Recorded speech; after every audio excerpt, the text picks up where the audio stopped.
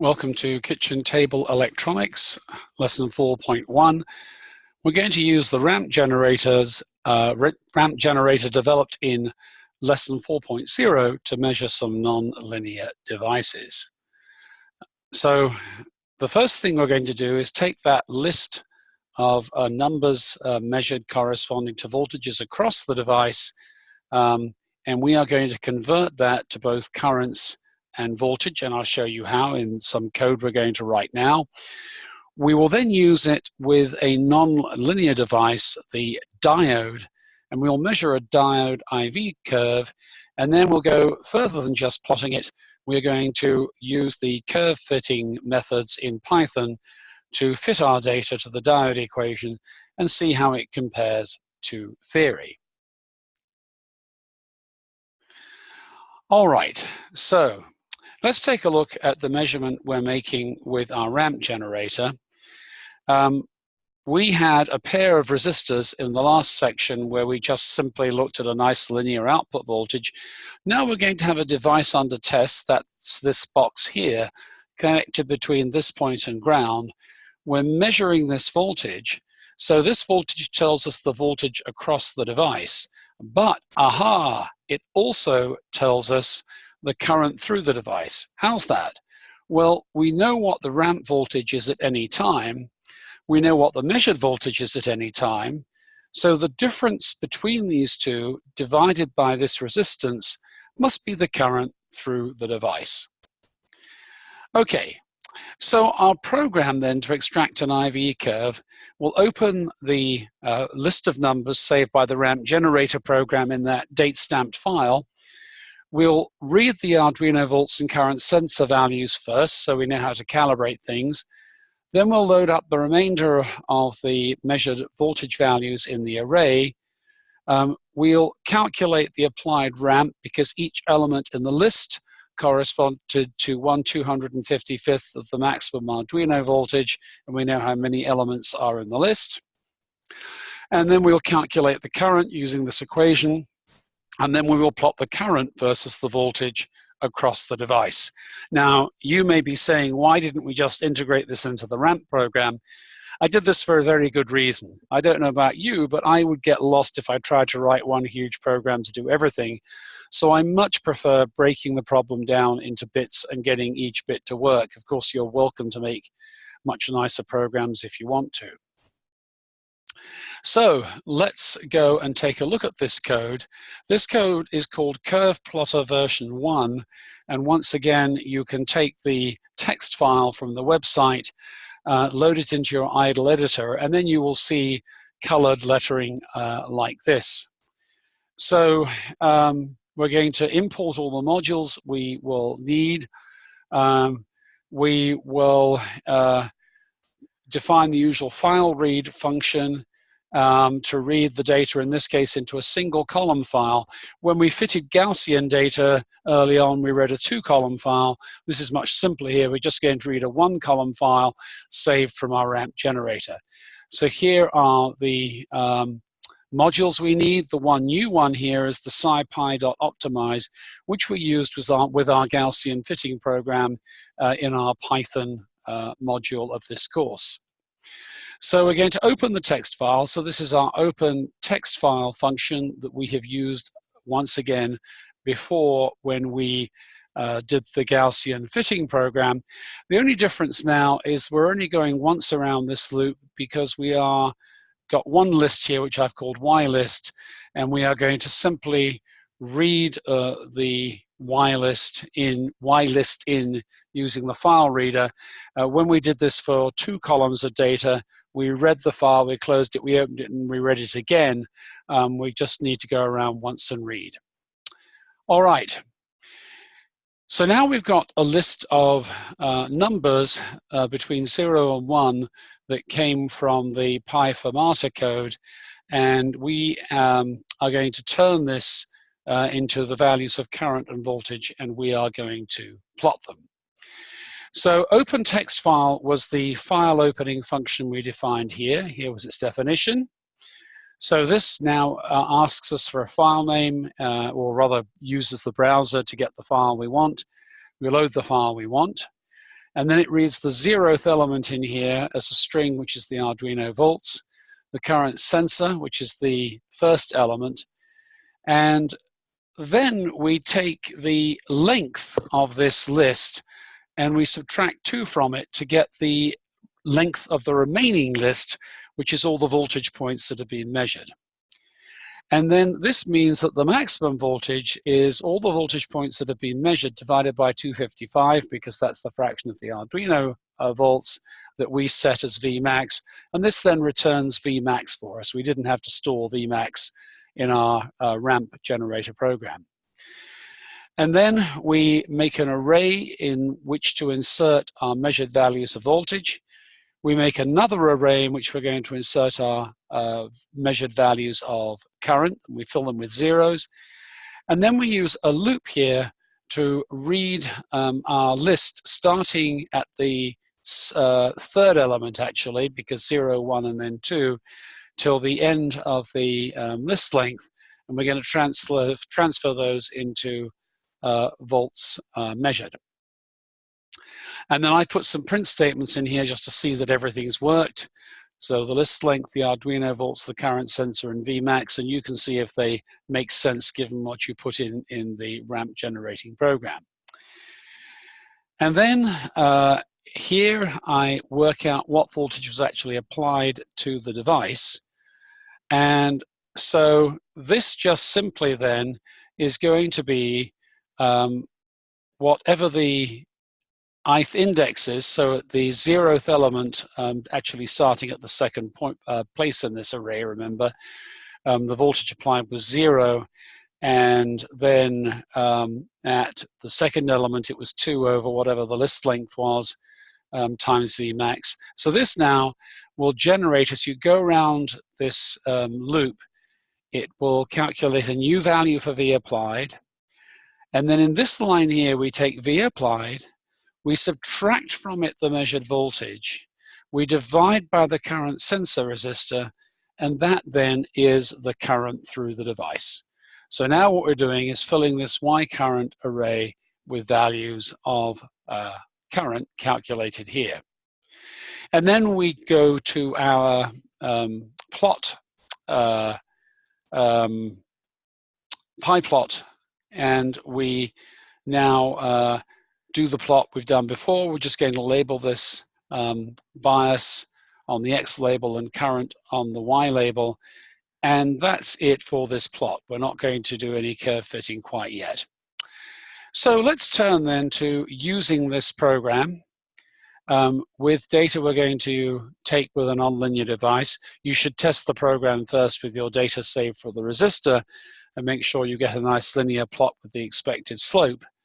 But now let's go on to our diode. So here is a circuit symbol for a diode. It looks like an arrow which shows the direction of positive current flow. Here's a physical diode. The band on the body is always at the cathode side of the diode, which means that if this side is made positive, current will flow this way, but it won't flow the other way. Why is that? Well, a diode consists of a piece of p-type silicon in which the carriers are holes, welded together with a piece of n-type silicon in which the carriers are electrons.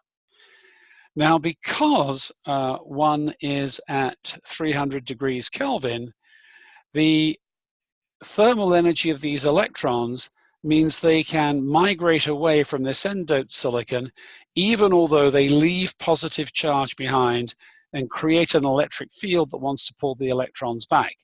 Similarly, the holes, because of thermal energy, can diffuse into this n-doped region, leaving behind an excess of electrons that want to pull the holes back. This process stops when the energy associated with this electric field is equal to thermal energy. Now, what this means is you have a built-in voltage barrier. If you would try and take more positive charge this way, you're simply going to increase this barrier and nothing's going to happen.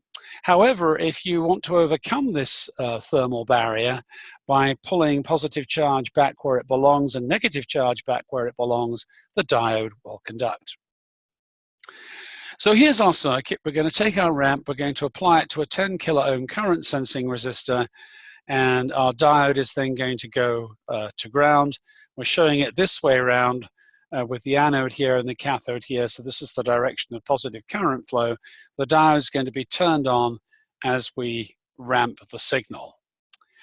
All right, that's all we have to do in the way of hardware, and so we are now going to run our analog read with plot and ramp.py. So you've got that program from the last lesson. I put in my 4.91 volts for my Arduino supply voltage. Yours will probably be different. And I set it to scan all the way up to 4.91 volts and then save the data. This is what the plot looked like. So you can see the current, or the voltage across the device started rising, and then it flattened out right here.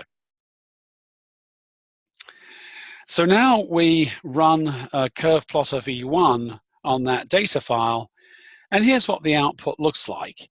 You can see that there is no current, or a very small current, for almost half a volt, and then the current takes off exponentially. This is that built-in voltage barrier I told you about.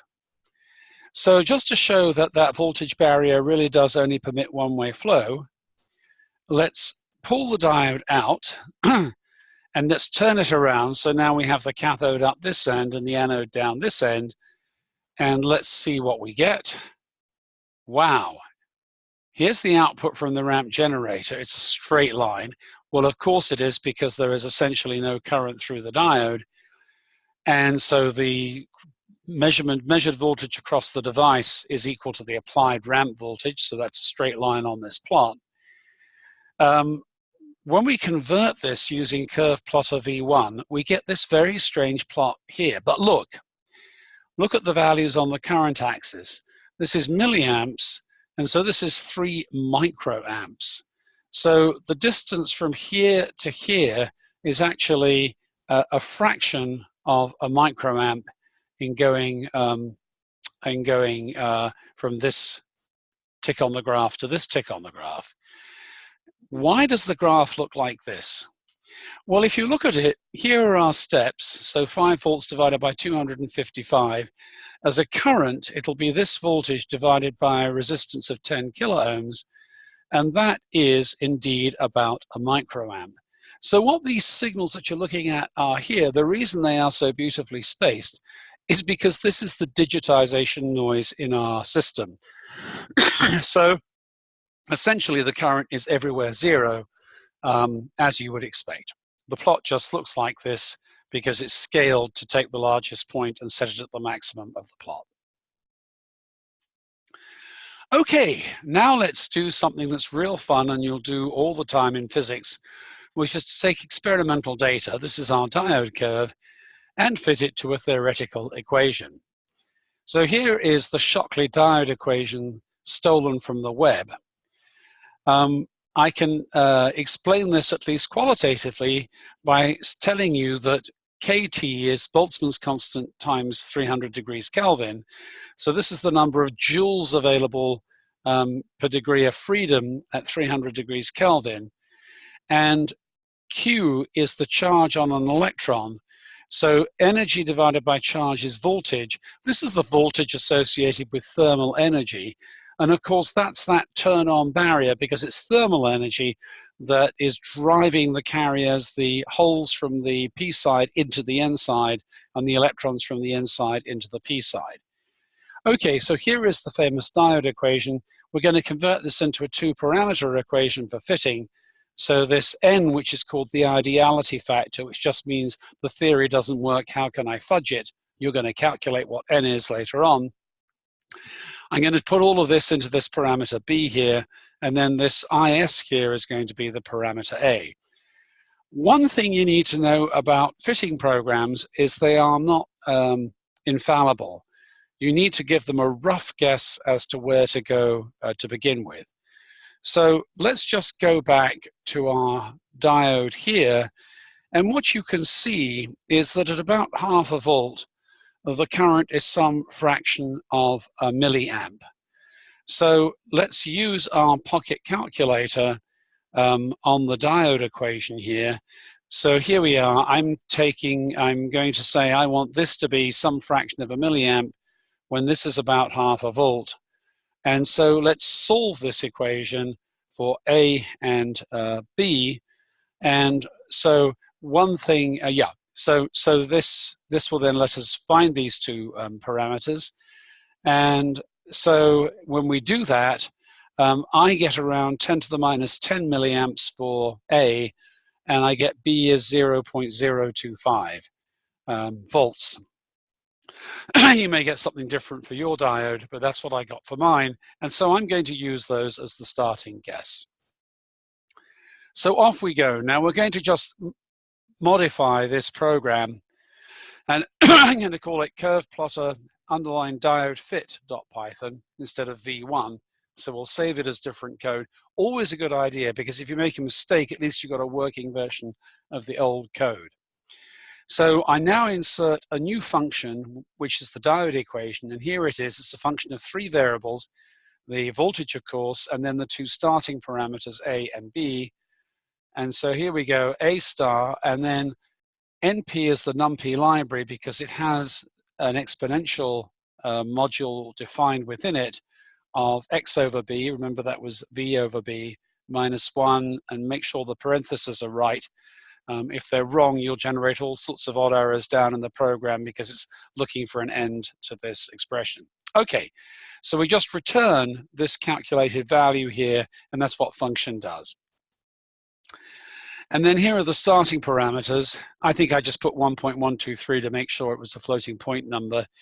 But anyway, about 1 times 10 to the minus 10, and the B starting value of 0.025.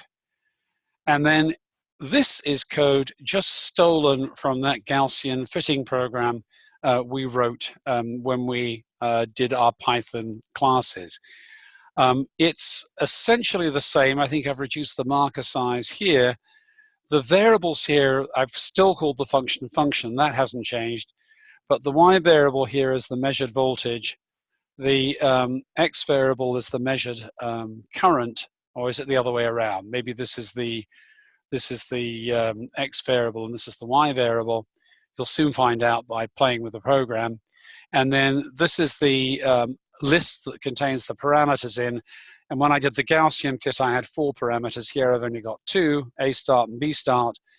And then I plot the volts measured as the x variable, the function of volts measurement. Remember, func was the routine I just defined with the diode equation, and it's a function of volts measured and this parameter matrix.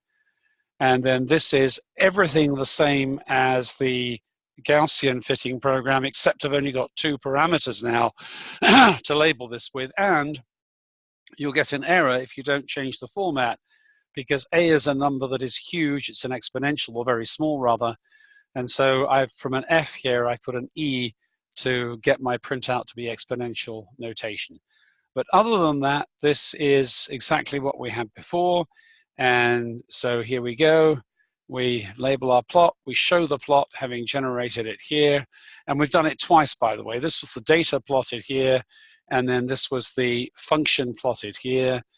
And I think that's it. We now print out what the optimized parameters are, as well as having them on the graph, and the covariance matrix, which tells you the square of the variances in the fit. And here's the result, and it's very beautiful. The red line is our theoretical fit. The blue points are our data.